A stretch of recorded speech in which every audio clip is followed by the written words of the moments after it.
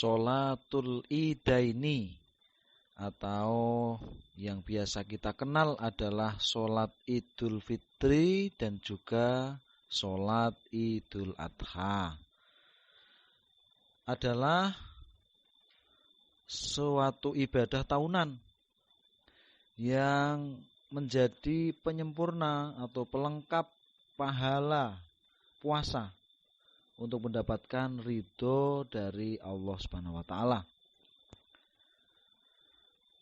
Wa awalu idin sallahu Nabi sallallahu alaihi wasallam Idul Fitri fi sanati asaniyati minal hijrati. Pertama kali sholat Id dikerjakan oleh Nabi yaitu Idul Fitri pada tahun kedua dari hijrah. Wa kadzalika Idul Adha syuri'a fi sanatil madkur. Begitu juga sholat Idul Adha dikerjakan pada tahun kedua setelah hijrah.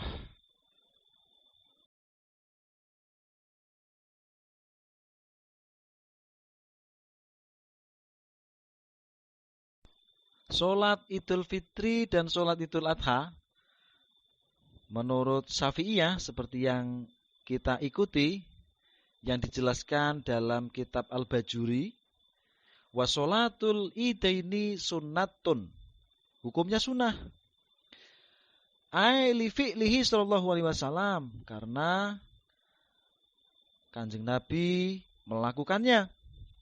Wa kadzalika indal Imam Malik fa hiya sunnatun indahu aidon, begitu juga menurut Imam Malik hukumnya adalah sunnah. Wa qala Abu Hanifah hiya wajibatun ainan.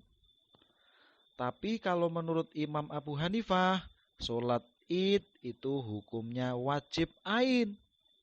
Wa qala Imam Ahmad hiya wajibatun kifayatan. Menurut Imam Ahmad, hukum sholat Id itu adalah wajib kifayah. Nah, kita mengikuti Imam Syafi'i, kita adalah bermadhab Syafi'i. Sholat Idul Fitri, Idul Adha adalah sholat sunnah mu'akad, sholat sunnah yang sangat dianjurkan, karena hal tersebut bisa menjadikan penyempurna atau pelengkap pahala kita berpuasa, dan juga untuk mendapatkan ridho dari Allah Subhanahu wa ta'ala.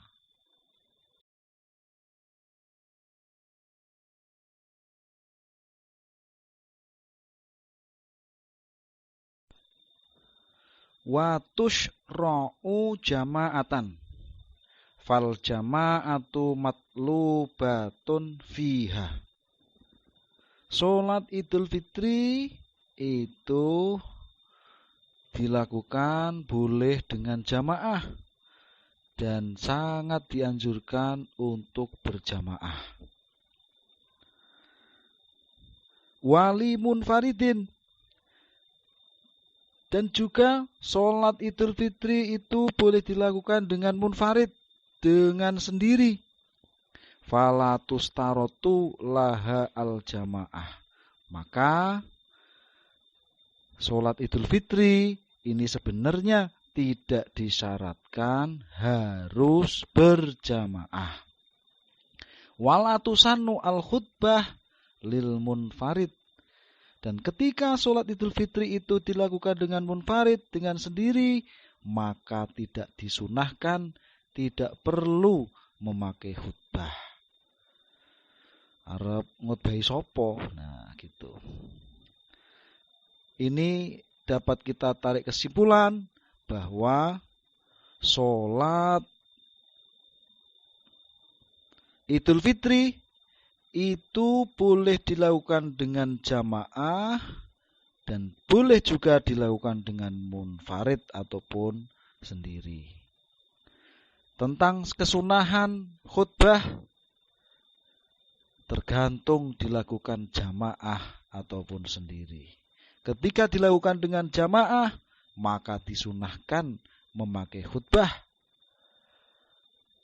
Ketika dilakukan dengan sendiri, maka tidak perlu memakai khutbah.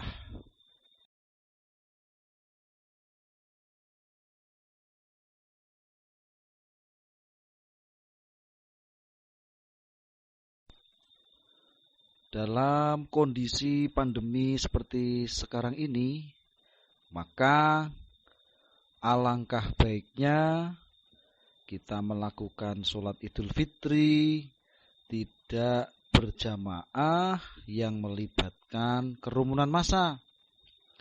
Akan tetapi kita bisa mengerjakan sholat Idul Fitri di rumah. Boleh, silahkan memilih 3 alternatif menurut kemampuan masing-masing. Alternatif yang pertama adalah tetap melakukan sholat Idul Fitri berjamaah dengan keluarga saja dan memakai khutbah. Ini alangkah baiknya dilakukan seperti itu. Kalau tidak bisa, boleh dengan alternatif cara yang kedua, yaitu melakukan sholat Idul Fitri berjamaah dengan keluarga meskipun tidak memakai khutbah. Boleh tidak memakai khutbah, boleh. Kemudian yang ketiga, apabila tidak bisa, boleh memilih yang alternatif yang ketiga, yaitu tetap melakukan sholat Idul Fitri secara munfarid dengan sendiri. Dan tentunya tidak perlu memakai khutbah. Mungkin itu bisa memberikan pencerahan.